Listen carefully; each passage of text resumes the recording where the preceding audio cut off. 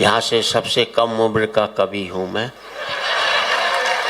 क्योंकि मैं बची हुई उम्र की बात करता हूँ, खर्ची हुई उम्र की बात नहीं करता।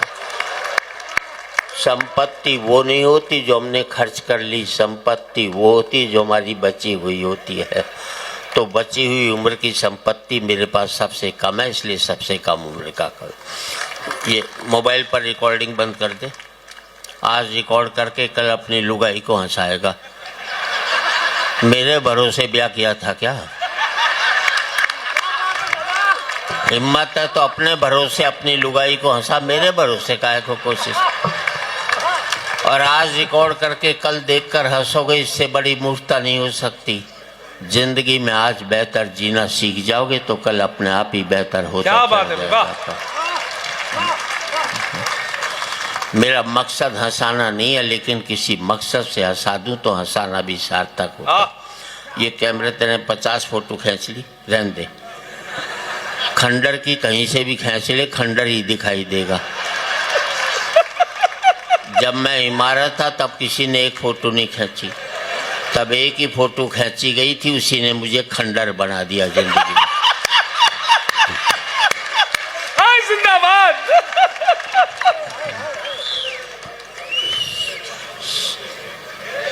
तू अपनी आंखों का इलाज करा, जो 80 साल के बूढ़े को देखकर सीटी बजा रहा है। मुझे भी किसी ने कहा तराजू के एक पलड़े में राम हो, दूसरे पलड़े में तुम हो, तो कौन सा पलड़ा भारी होगा? मैंने मेरे वाला होगा। बात अच्छी लगे तो आपकी तालियां से। बोले कैसे होगा?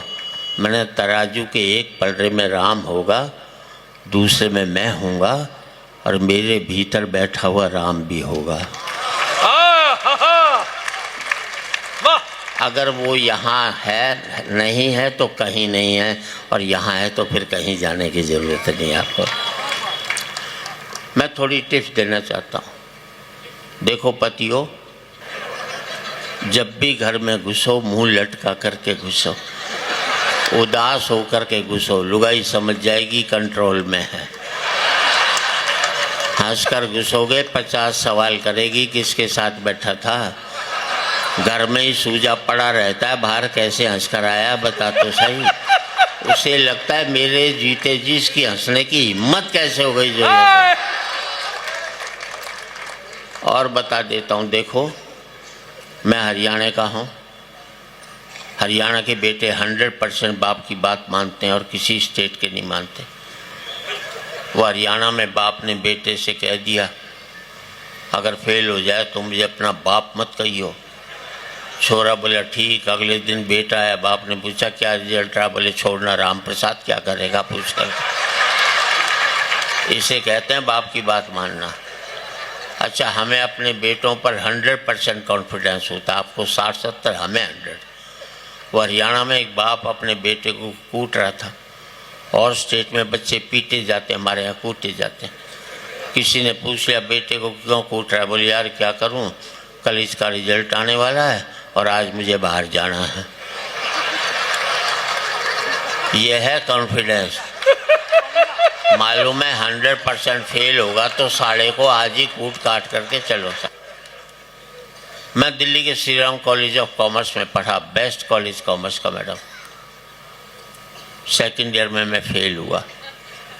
मैंने अपने बाप को 6 महीने तक पता नहीं लगने दिया कि मैं फेल हो गया। इसे कहते हैं मैनेजमेंट।